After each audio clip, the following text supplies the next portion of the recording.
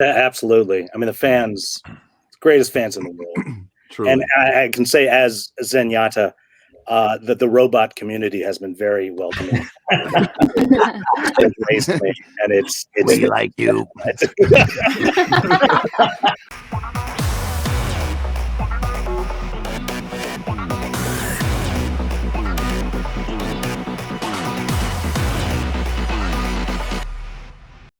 Hey there, everyone, and welcome to GalaxyCon Live, where we're bringing the convention experience directly to you. I am your host for today, Mario Bueno. Welcome, everyone. We have a great one for you today. Since 2016, Overwatch has redefined the first-person shooter genre, and with the 2018 inclusion of its esports league, Overwatch League, has completely changed the public perception on what video gaming can be. We are very fortunate today to be able to speak to most of the cast of this really awesome, really beloved video game. So let's just jump right into it, because we are just as excited as you are. And I know our first guest coming to our virtual stage is very excited to be spending their time with you today. You know them as Brigitte.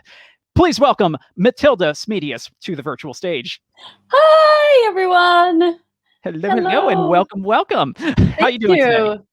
I'm doing so good. I'm so excited. I can't believe we can do this online. Yeah, it's so smart.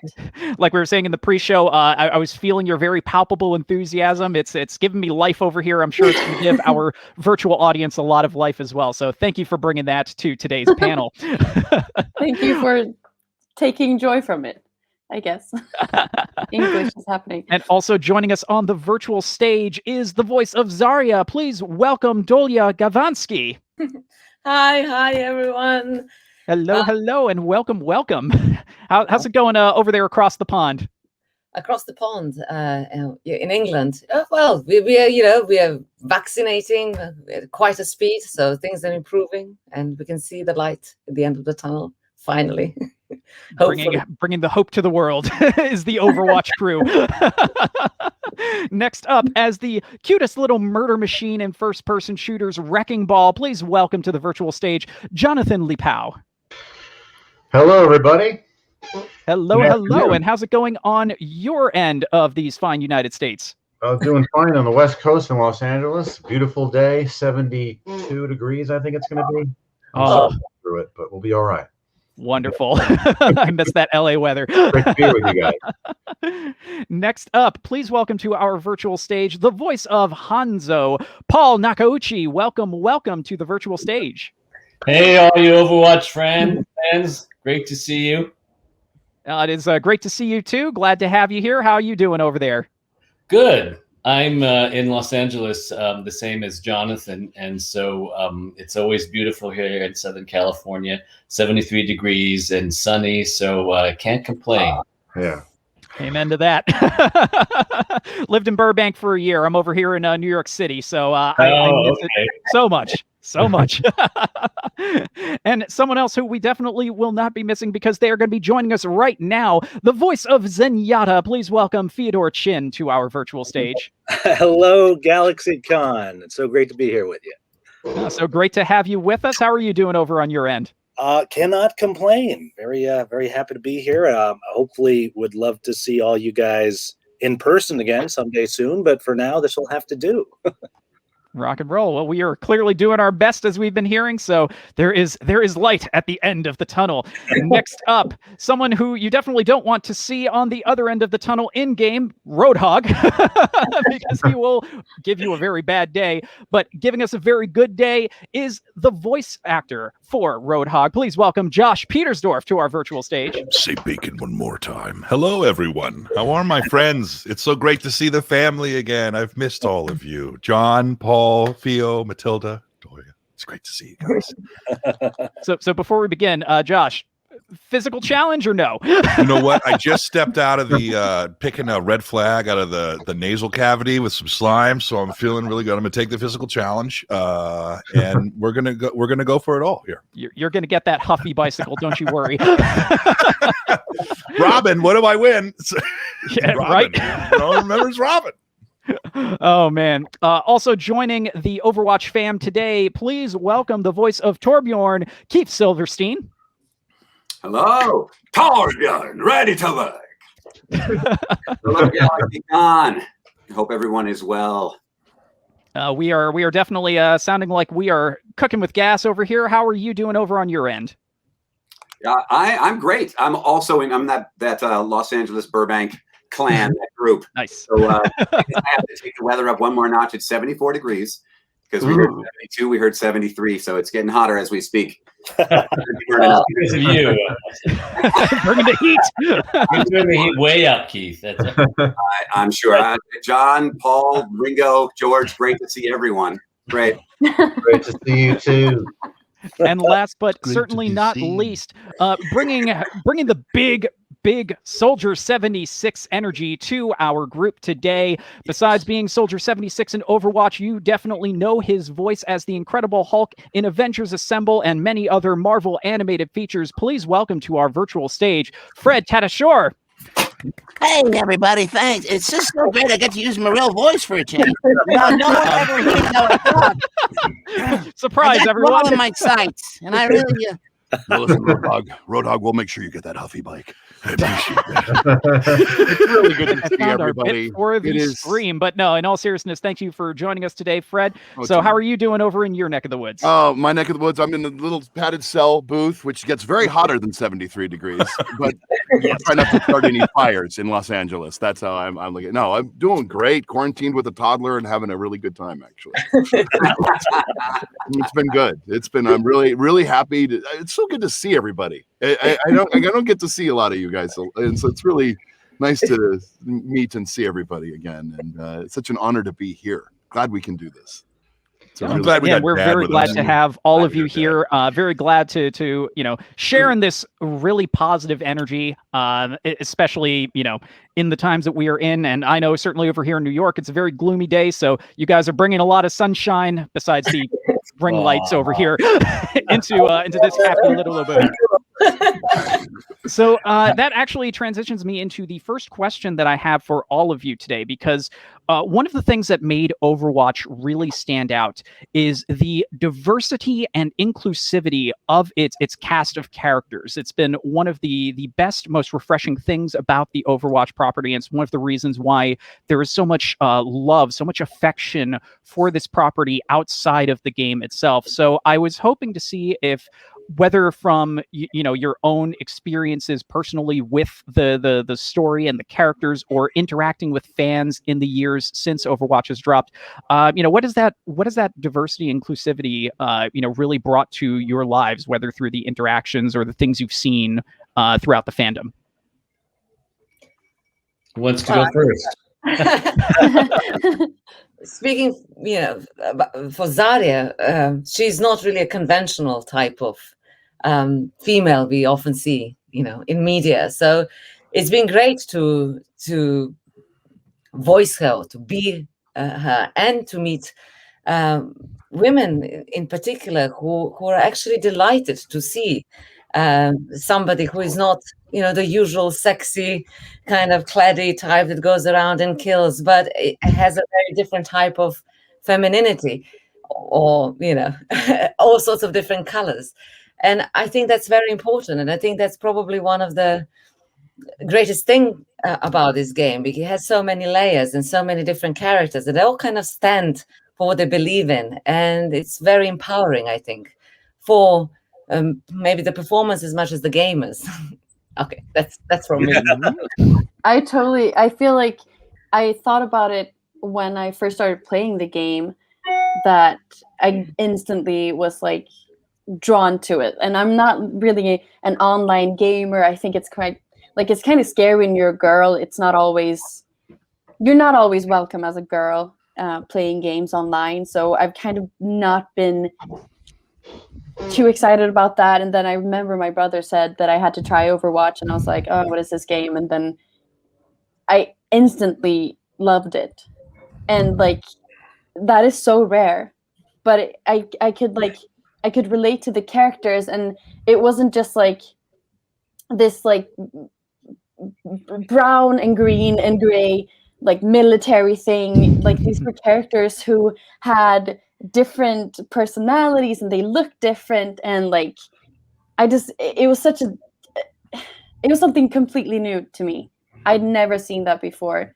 So as a gamer, I can definitely say that I was very happy to see that, and now being part of it, I mean, it feels like I'm in a game that I can stand behind like 100%, and that means a lot to me. And I think you can tell that from the cast as well, and the people working on the game, and I think the gamers can tell that as well.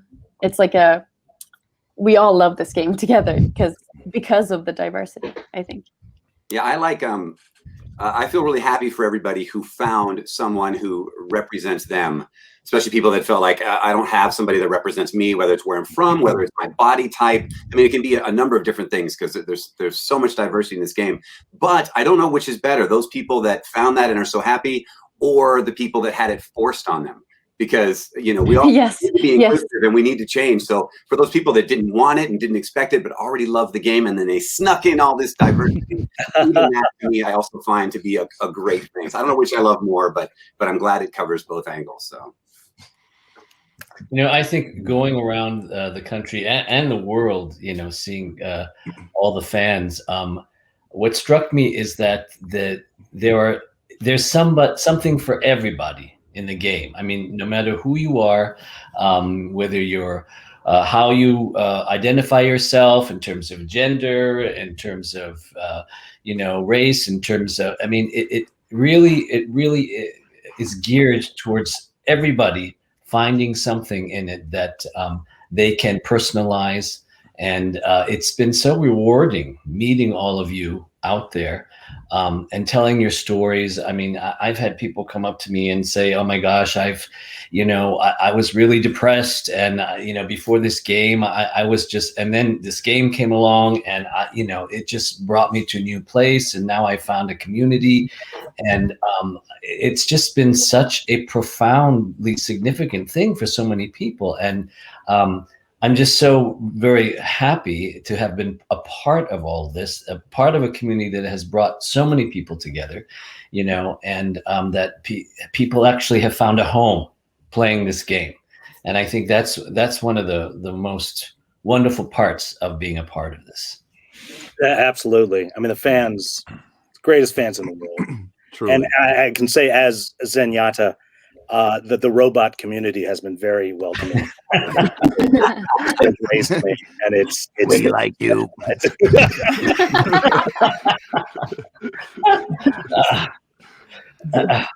From everything, I think like the body positivity aspect of it has been so great too. Overwatch is such a colorful game, so many amazing characters, and so many amazing worlds. I'm Jeff Kaplan. There are thousands of combinations, but I mean, really, it was so impressive to see so many gender bent Roadhog costumes and other gender bends that I love the creativity that comes out of the fans. I'm always blown away with what I see from everyone who comes to see us. And I'm so thankful and I'm so grateful that I'm allowed into your life and that you guys have been so welcoming. So thank you from the bottom of my heart for that, for sure. I agree with that. It's amazing how much of this is so fan driven too. I just know from Soldier 76 perspective, you know, it was against type because it was just an older guy, not that much, but so a lot of people like dads and stuff were responding, and soldiers, of course, military. I was just profoundly moved by, you know, being part of that or affecting that, seeing that culture. And then they're coming to me and I'm saying, you're doing this for real. You know, thank you for your work, right. You know, your service. This is really big. And then the gender bend. Oh my God, the soldierettes are amazing. They're just so cool. They are the coolest.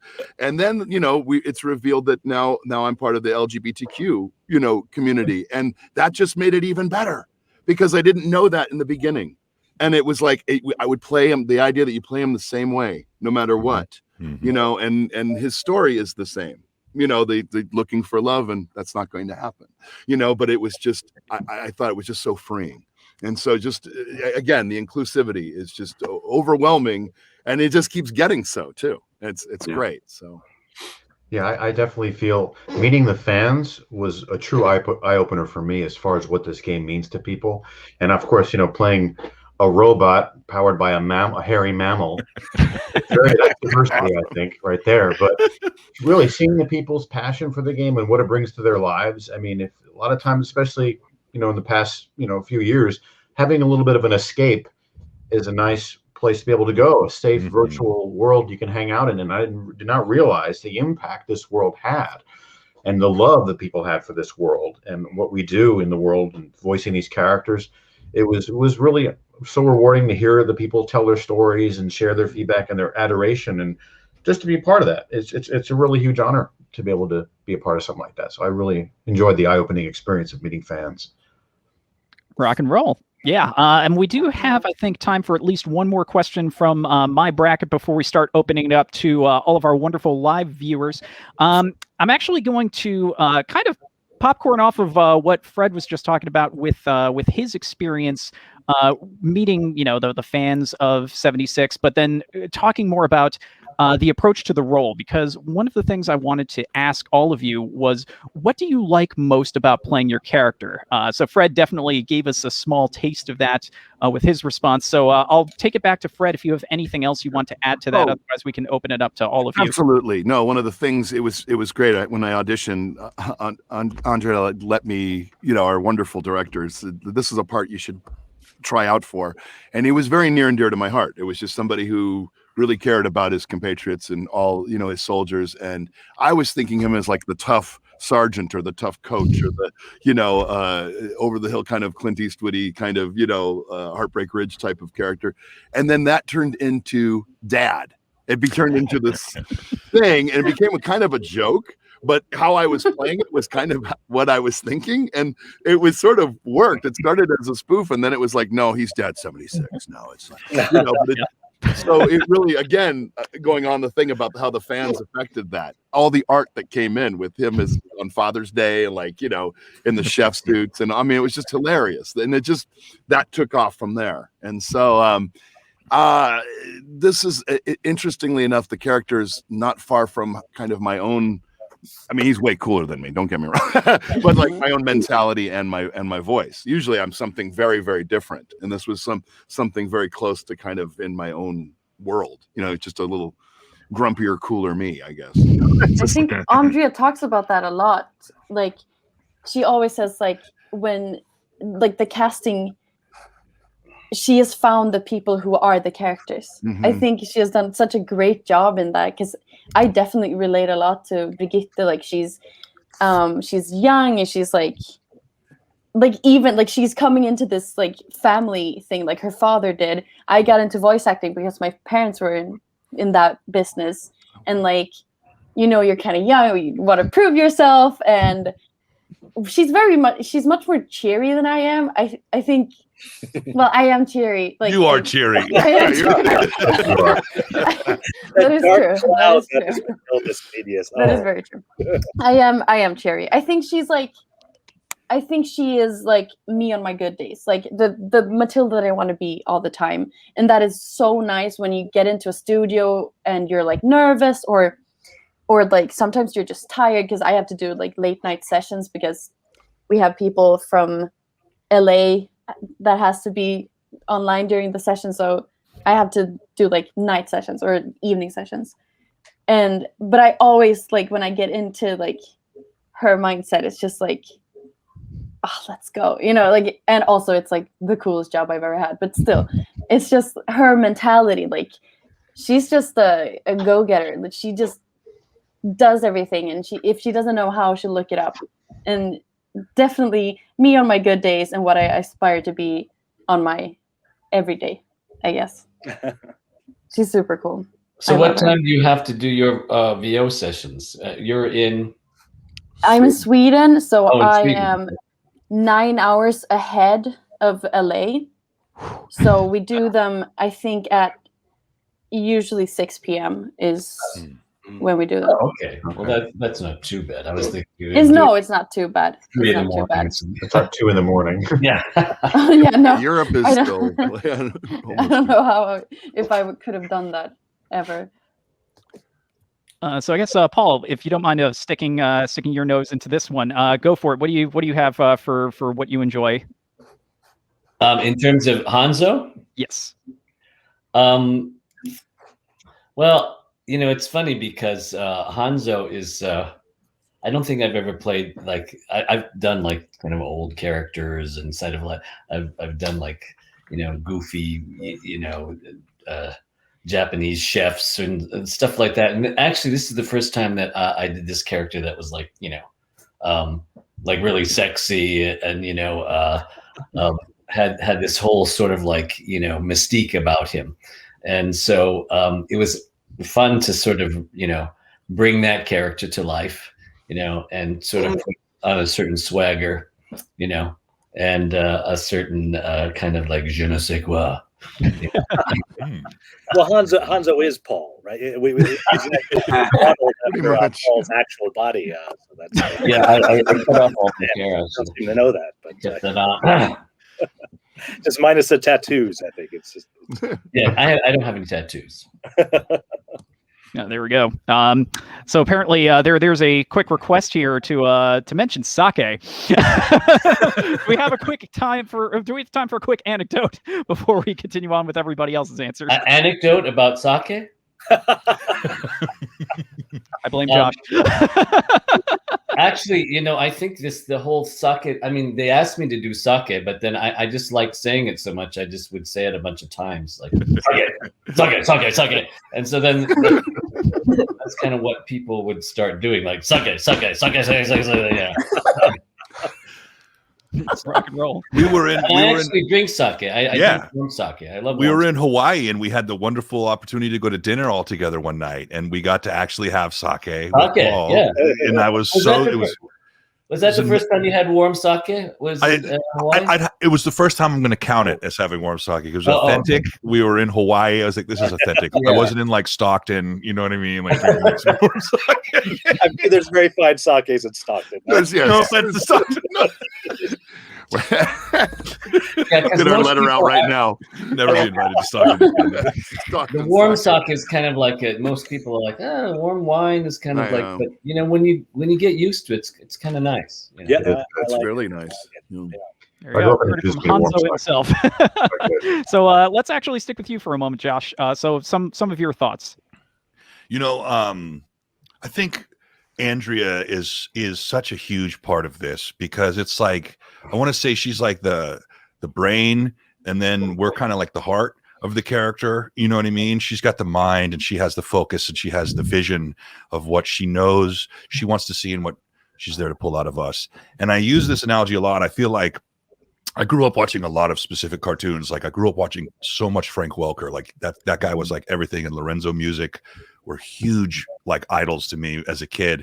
And if you hear Roadhog, he's totally Dr. Claw. You know what I mean? He's literally just Dr. Claw / the ghost from Agrabah / every Frank Welker wannabe voice. And you wait your whole life hoping to find a role that you can pull a piece of yourself that's you, like your life spark, your crystal, and you can put it into something. Like for like Mark Hamill would be like Luke Skywalker, or maybe Han Solo or Indiana Jones for Harrison Ford, and Captain Kirk for Shatner, and all these people. And so maybe I really truly feel like Roadhog was the first time I got to really take a piece of myself and put it out there and have someone say, that's exactly what we wanted, and that sounds great, let's keep running with that. And it made me feel so fulfilled creatively that it was like you're being heard. And then to be in a wonderful universe like this, it's just changed my life. It's been so rewarding and eye-opening.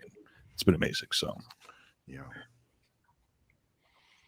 let's see. We still have a couple of you guys to hear from. Let me see. Anyone? I'll go. All right. So Keith, let's go for you. Yeah, let's do it.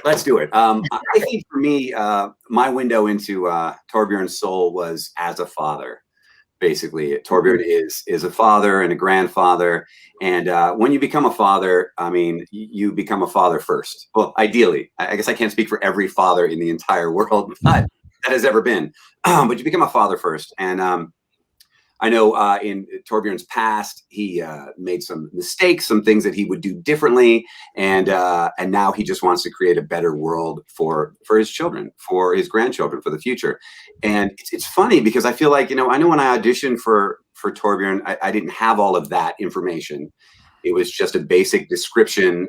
And I started somewhere with him. And it's been so fun along the journey because like the older I get and the more we find out about Torbjorn, the more I find that I have in common with him.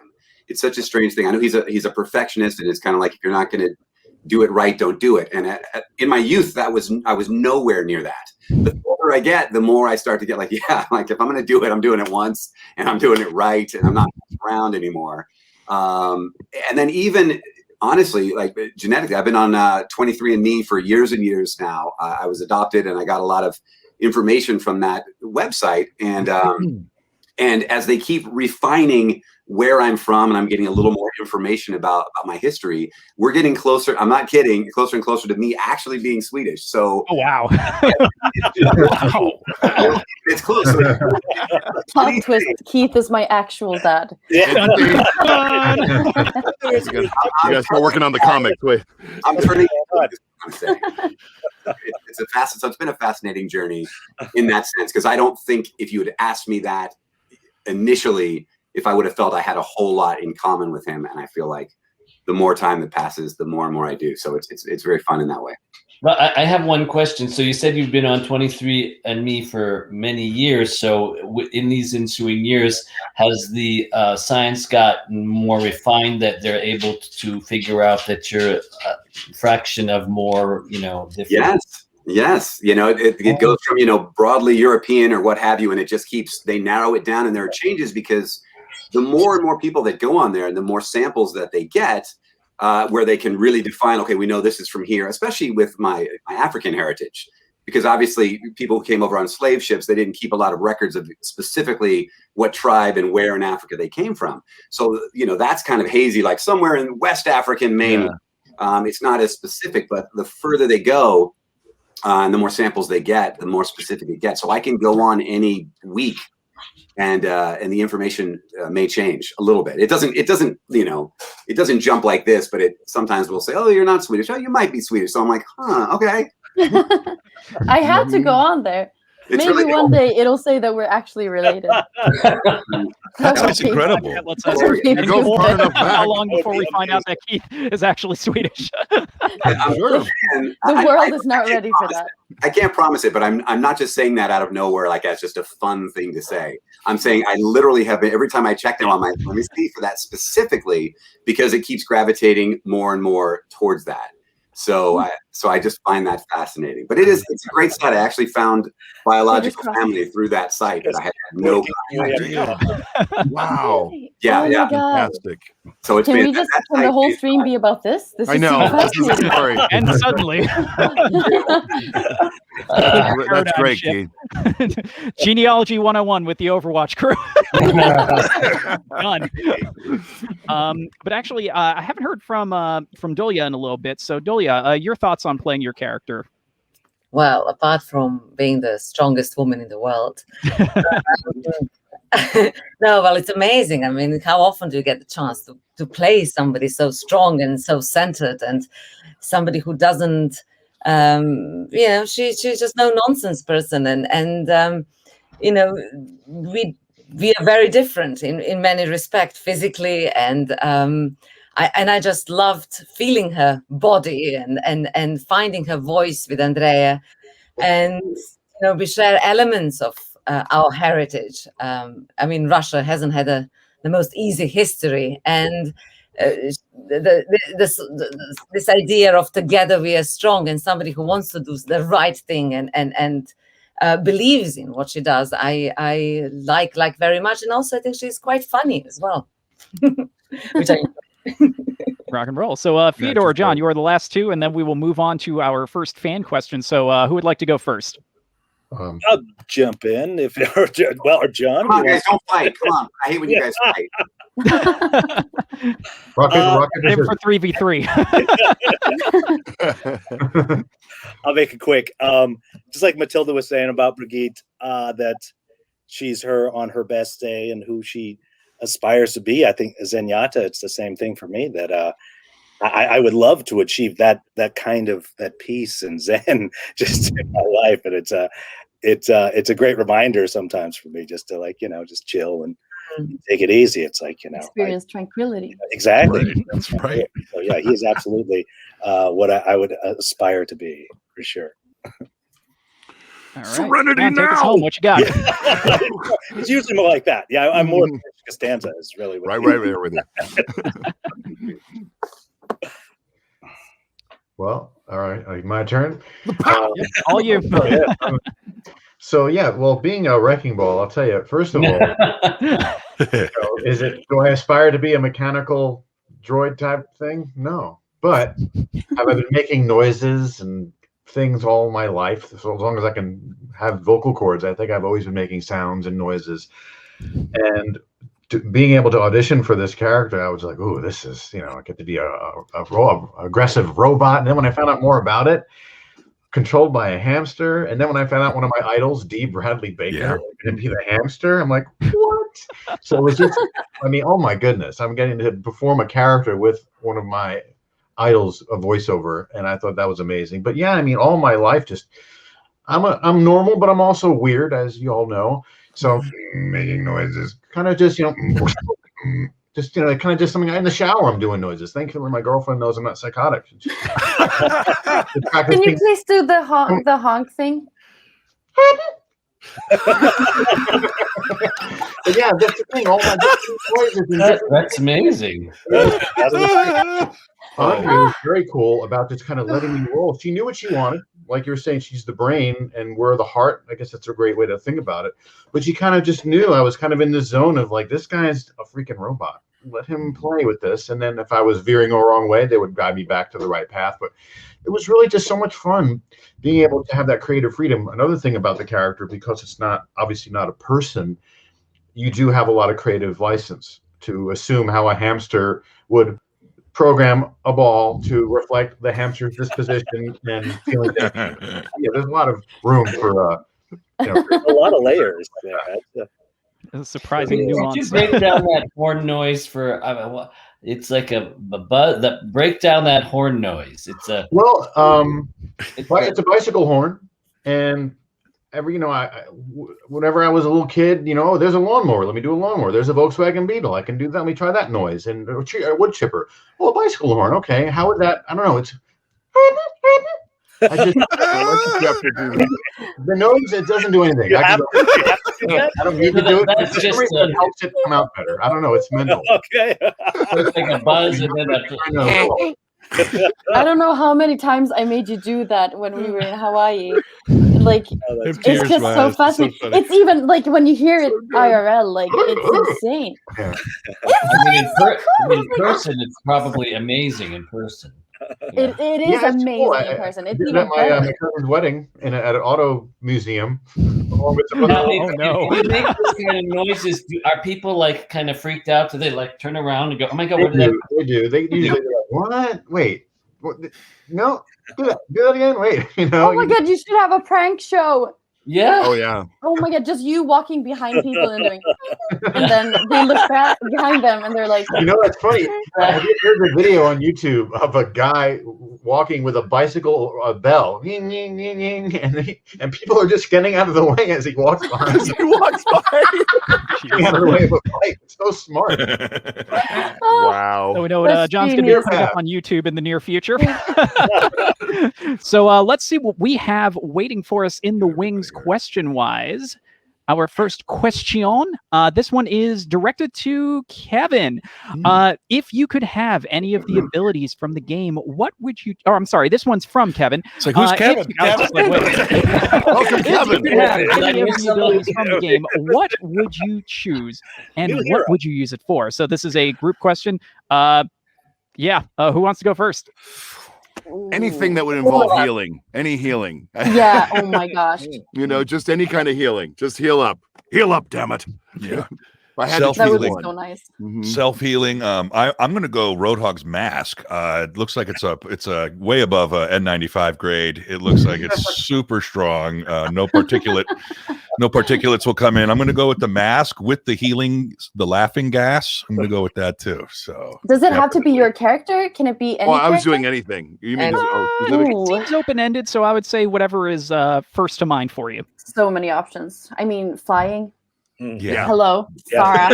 Sarah. Flying or turning someone into an ice cube. That's kind of fun. Practical.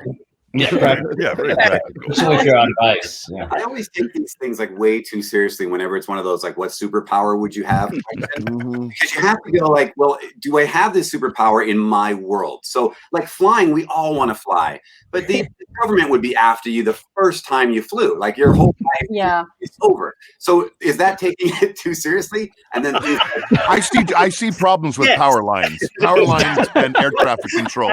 Invisibility. Invisibility is deadly too. Invisibility is bad because what good are you going to do with invisibility? Come on, you're all going to do bad stuff as soon as, within a year after having the power of invisibility. And get hit by a car. Is there anything good you can do with invisibility? Like, can you do anything good with it? No, you can only do it's bad just for your own use. All your good deeds are transparent. It's just very cool. Wow. I'm gonna see myself out. Bye. Dun, dun, dun.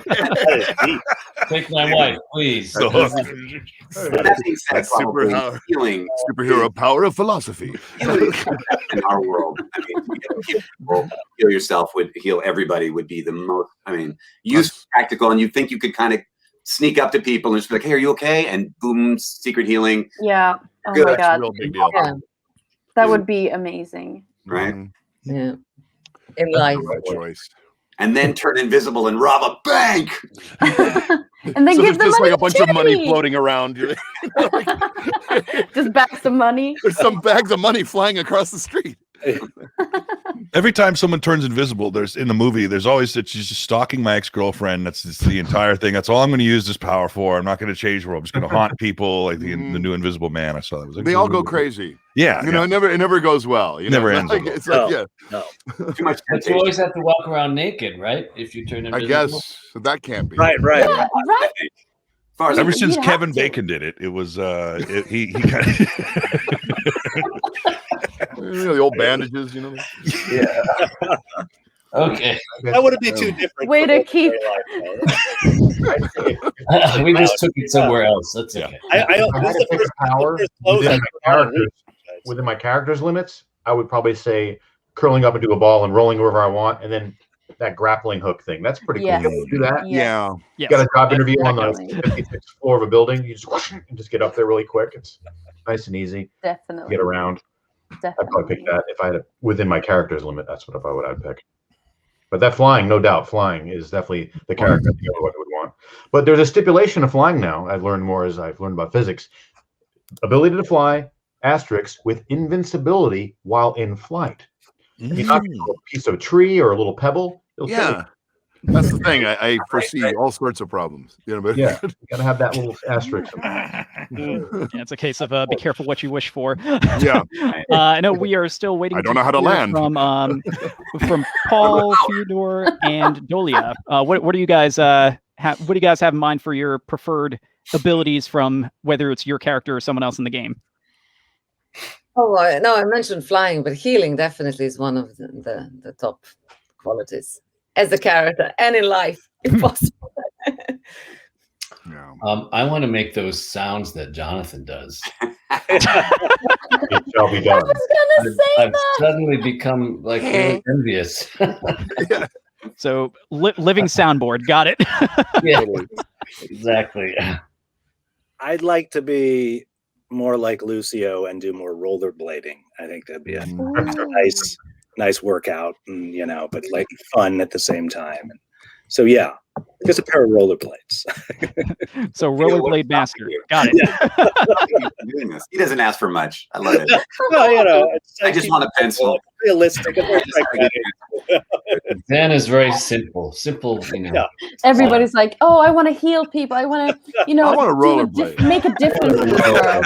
That would be fun. Well, if you're rollerblade master, then you get to do all the cool tricks. Right. Go parkour off a building with rollerblades. That's Plus, all your friends are healers at this point, so it's exactly. like, Exactly. Problem solved. you don't need to do it. Someone else. Done and done. So I think we have time for at least one more question. Let's see what we have waiting for us in the wings. This one is from Jill.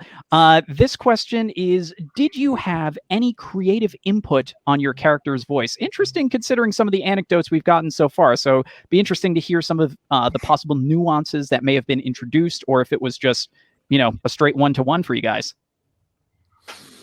Well, of course. I mean, you go into a studio, you do a line 3 times, and then the director goes, oh, let's go that way. And then you go that way. And that's how you kind of discover it together, I think. Originally, Zarya was, I would think, quite sort of straightforward and serious, and she had a job to do and so on. But I would like to think that over time, the humor and things that kind of got developed with her possibly had something to do with also the way I kind of played with those lines. So when I got the I want to hug you like a big fuzzy Siberian bear line, I couldn't believe it. I thought this is the best line ever. And it just went on. It developed gradually, I think. But of course, the voice had to be, settled or set in the first session. But then I think, you kind of, the character grows as well with it. Yeah, I think that's pretty much like, I remember during the audition, I just went with my normal English, which has, I have a Swedish accent, obviously, because I'm from Sweden. But so I did that, and I remember them asking me to do like a thicker accent. And so I started doing that, and it just sounded really weird and unnatural. And like, I couldn't take it seriously because it just sounded so off in some way. So do it for us. What is a thick Swedish accent? So if I would speak with a very thick Swedish accent, I think it would sound a bit like this. I think if I feel kind of embarrassed when I hear this from me, because it's so hard. It's hard to do it. I know we went overboard, Zarya. No, but it's really, really hard. But I remember doing it, and like I couldn't take it seriously, and I just felt like it was a natural. And then we went with my normal English, which has a Swedish accent. It's not like overdone, and like I guess that was just like kind of the process for me, because I couldn't, like, that was how I felt like she was me, and she wasn't, I don't know, like that. But I don't feel like I have that much, like, I don't have creative freedom, but like Dolya said, it's very much like you find out together, and like, especially with the character like evolving during like the process, like it's just, you kind of figure it out as you go along. And like, I don't feel like I've contributed that much with like ideas, but it's just a natural process of like, oh, this line is here, and then you do that line the way you would do it, and then you kind of discuss it. Like, it's not, I can't speak English. I don't know how to explain what I'm trying to say, but it's really like it's just kind of, it's not like you don't have like a brainstorming thing, or I didn't, at least. It was more like just finding the character. But I do remember I have one line. We were just sitting during a break talking about Monty Python, and then for some reason, we just made it into a line. So it was like when she says, "It's just a flesh wound." That's from Monty Python, and it wasn't. I don't think it was planned or anything. We were just talking about Monty Python. And it was like, oh, that would be a really funny line, and then it just became a line. Nice. That's great. Yeah, I'm just spin off that exactly. It is sort of, it can be a very slow collaborative process. I was trying to explain to some people that like one character, it takes a lot of artists. It's not, we're just the voice and acting part of its soul. There's the designer, there's some written lines, there's, the comics that, there's a whole backstory. There's so much that goes into each character, and it is collaborative, and you do find it as you go. I had the same experience. For me, the first part was very technical. She said, just be you, but it's sort of in your own wheelhouse. and he was very serious. The humor came out much later. You know, it was all about just the sarcasm. And then once I started doing dances and stuff, then it became like, okay, he's wacky, you know. But it was, for me, it was just finding, how grizzled am I? You know, it was between high, middle, and low, and we went for the middle. You know, we kind of went up here, and then there was a period where we were kind of working on it being really tough. You know, like a guy who's just had too many things blown out. You know, just too many explosions. You know, and then and it was just, then we had to normalize it. And like the first session or so, we kind of went, no, he's about here. You know, and it just kind of kept him. But so that's the technical side of it. But his personality always had the caring side and the tough love. But I didn't realize just how wacky he was too. As we went along, we were like, "Oh no, this would be funny," you know. So I kind of had a similar experience to you, Matilda. It was a similar thing. It was lovely. It was kind of. Mm-hmm. Roadhog was tough because he is one of the. I'm throwing my voice a lot to do Roadhog, so there's like an art to doing it, and you don't ever want to like hurt yourself. But the coolest part I got to do is. His laugh, his kind of wheezing, that full chest, like emphysema, you know what I mean? It really sounds like, it's amazing that that's coming out of you. Like your voice does sound like it's somewhere else, right? You know? So it's and that was like, I worked with at Universal Studios doing the Transformer show as Optimus Prime and Megatron. Okay. And so I worked with another wonderful actor there who did this great laugh as Megatron. It was like this really wheezy, hissy kind of, what would it sound like if a machine who didn't know how to breathe was laughing, who was, well, you know what I mean? Yeah. And he did this great thing. And I remember going in the studio and like, all right, we need some really strong laughs for Roadhog. And what are we going to do? And I just started, we did 3 takes. Then they just hit record, like, just go, just go. You know what I mean? And I just kind of like threw out a bunch of chuckles and sneers, and almost all of them made it into the game from that. When they said, just go, that was all the stuff that they ended up picking. So it was really rewarding. And I think the most powerful thing is when I did that voice too, I realized like I was still smoking cigarettes at the time. I quit smoking cigarettes. Like after the first session of Roadhog, literally some other things happened in my life too. And like, I think I got sick for a week, but it was like, I was like, I cannot continue to do this line of work and smoke cigarettes. So I chose the work. It was good. It was a good idea. It was a good idea. 5 years clean, 5 years without a smoke. So nice. Absolutely. Thank you guys. Yeah, we deserve that, man. That's the hardest thing to do. That's a hard thing to do. Thank you. That's great. Yeah, I think I agree. It's a very collaborative process, but I mean, I think we all had some say in our voice in the sense that, or some of the creative responsibility for it, because I'm assuming most of us auditioned. So they're already listening to a pool of God knows how many auditions and going, this one, or there's something here that I like. So inherently, before you even come in for your first session, where you kind of work out the voice and maybe make a few changes here or there, you've already had a lot of input. And that's not to give credit to all the designers, everyone who came up with the character and, you know, everything that you used to springboard to what you came up with in the first place. So inherently, there's always a lot of, I mean, it is collaborative, but it's almost impossible to walk into a studio and come up with a character voice and say that was all them. Like I had nothing. I don't even know how you do that because it's still coming out of your instrument, no matter what. Yeah.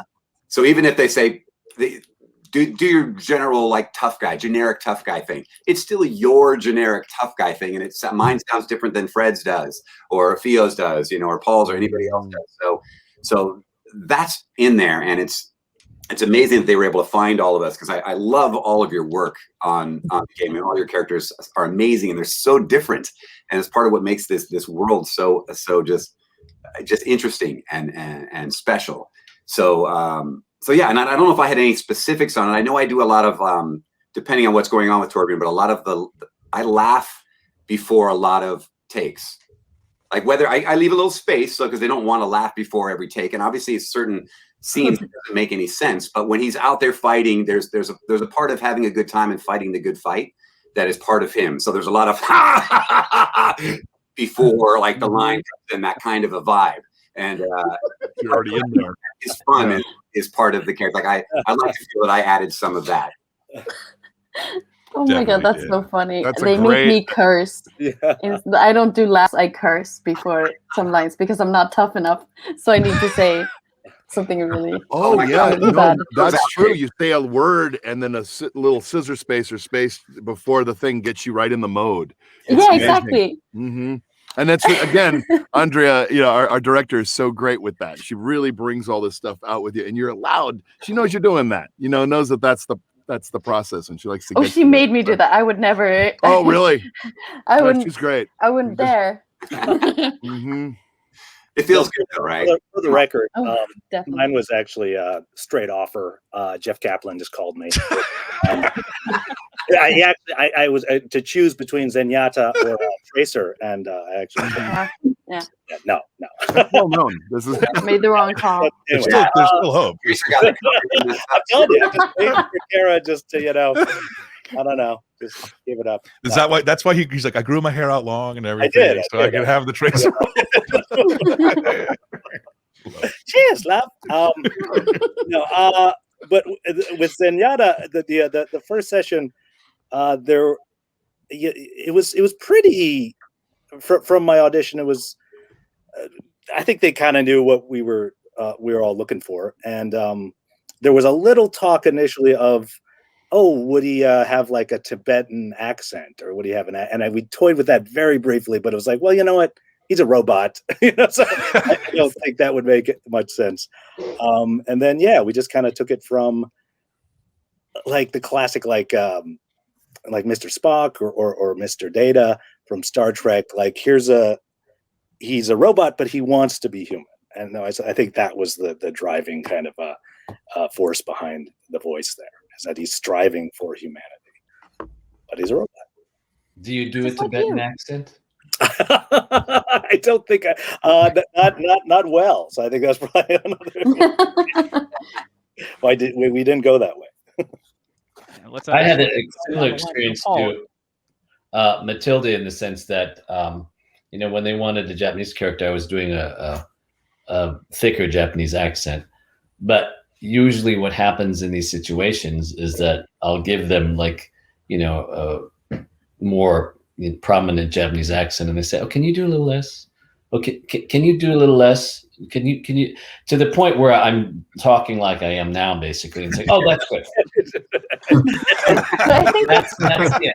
I think that's really cool, because you were talking about that earlier, how Hanzo was like this really tough guy, and before you've done a lot of like goofy Japanese chefs, and I feel like it's not what the team is like striving for. Like, they're not taking in me as a Swede and making me sound like this when I'm in the battlefield, like, because first of all, we don't sound like that. Second of all, they want like the real deal. Like, they want like, of course, like some of it's like a part for it's there for like comedic effect or stuff like that, but most of the time it's just badasses from all. Can I say that word?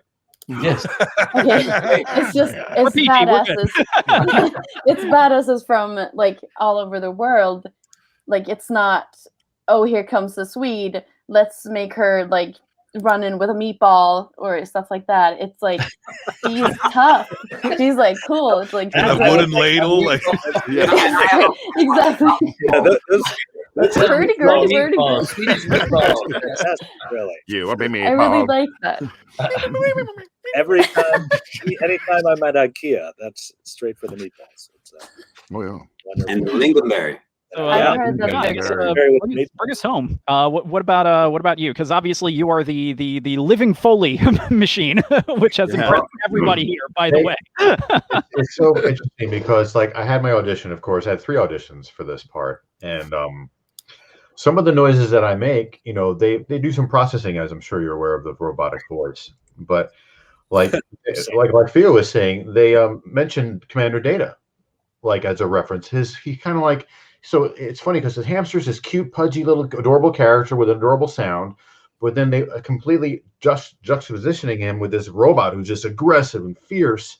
But his mentality they were telling me it's like he's more like Commander Data. So I was like, I could have been like, hello, how are you? I'm here, welcome. But that's not what they wanted. And I was like, okay, so how about something like this? Would that be right for you?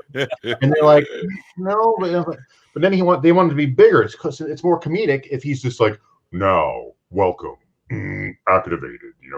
He's coming online. He's just, and then they lower me a little more than that. But now it's more like, okay, this is comedic. You have a hamster, now there's a low robot voice. And that's kind of what it came from it. But yeah, they really did give me the creative freedom to kind of help hone it in. Like, they know what they want. So if I'm, like I said earlier, if I'm kind of veering off wrong, in fact, some sounds that I make, like they don't actually process apparently as well as this voice processes more easily with their software that they use, or however the audio engineers are doing. So we learned through trial and error, and after they went and fixed some sounds and edited some things, what works and what doesn't, and we kind of built it as we went along to continue developing his personality.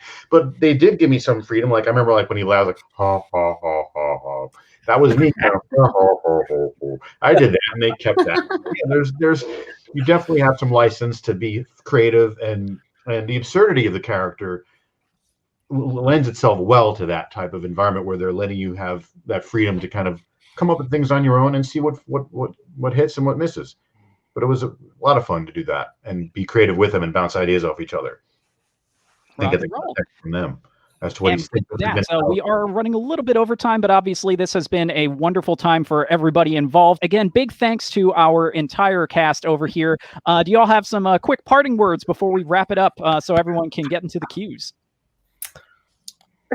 Who's going first? Thank you all. It's so an honor to be here, and just stay safe and healthy. And we all love you guys. You're just amazing. You guys are the best fans. Yeah. And, thank you so much for joining us. Can't wait to see you in the real world. Yeah. Stay safe, stay healthy, wear a mask. See you soon. Yes. Thank you for your continuing support. And it was great to see all you guys. I mean, we haven't done that for a long Yes, I was just gonna say, obviously, thanks to everyone for making us we're letting us talk to each other. Yeah, really, first time in a while. It's a really big deal for us. Yeah. It's we really don't get out much. And thank you, fans, for loving these characters and playing this game and enjoying this world and following what we do as well. We love doing it. I think all of us here can agree we love doing this. Absolutely. And I think all of us can agree too that we're all so excited to continue this adventure in Overwatch. What's happening there? Yeah. What is it? What? Wait, I don't know anything about that. I don't know anything about that either. I just saw some video on it online last week. Right. Nothing happened. Lovely seeing you all, and stay safe, and thank you for watching, and thank you, GalaxyCon. Thank you, GalaxyCon, for bringing us all together. Great job, Mario. Thank you. Thank you, guys. This honestly was a blast. So let's get you guys a little bit of a breather before we start our one-to-ones. And thank you so much to our live audience. Again, we have stuff going on here at GalaxyCon every weekend. So go to GalaxyCon.com to check out what we have in the queue. Get yourself some one-to-ones or possibly even some cool autographed stuff. So until next time, I'm Mario Bueno. This is the cast of Overwatch, and have a good one, everyone. Take care.